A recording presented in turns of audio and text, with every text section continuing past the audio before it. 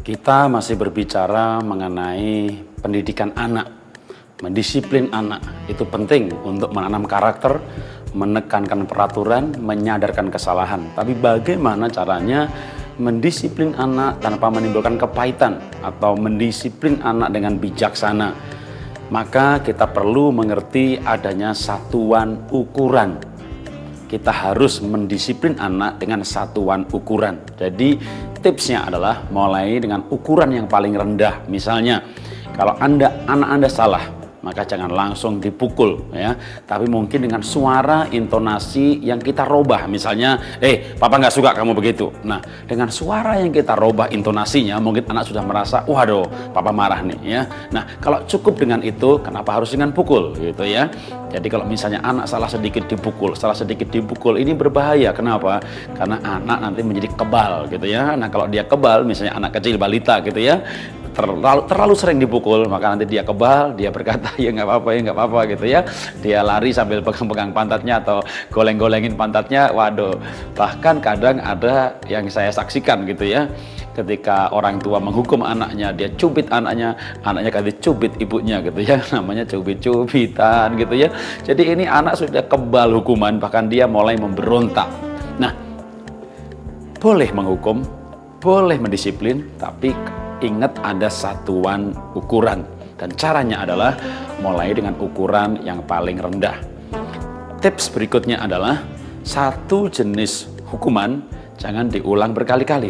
Jadi misalnya anak tidak mau membereskan mainan, maka pukul dia. Nah, besok kalau dia nggak membereskan lagi jangan dipukul, tapi kita tinggal berkata, kalau nggak dibereskan, papa pukul lo.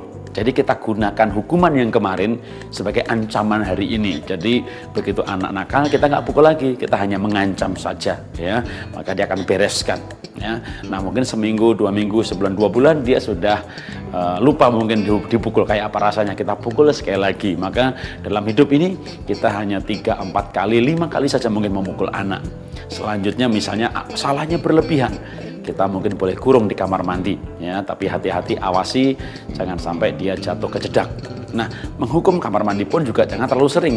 Kalau Anda mengurung di kamar mandi 5 kali misalnya, itu keseringan gitu ya. Yang ke-6 nanti dia nggak merasa dihukum lagi. Jangan-jangan dia malah main air ya, dia kunci pintu dari dalam, dia buka keran dan dia nggak tutup-tutup.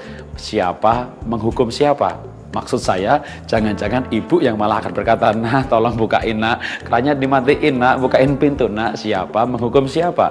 Yang di dalam dia malah keasikan, kesenangan main air, padahal maksudnya dihukum. Artinya hukuman sudah salah strategi, salah teknik. Disiplin anak Anda, hukum anak Anda, tapi mulai dengan ukuran yang paling bawah. Lalu setiap jenis hukuman hanya 3-4 kali saja dan ganti yang lain. Gunakan hukuman yang pernah dilakukan sebagai ancaman saja, maka kita tidak perlu menghukumnya. Dan satu tips lagi, jangan mengancam sesuatu yang tidak akan dilakukan. Misalnya, kalau kamu nggak mau beresin mainannya papa buang, mau dibuang enggak? Kalau nggak akan dibuang, maka jangan diancam dengan akan dibuang. Lebih baik kalau mainan nggak diberesin, papa pukul pantat kamu.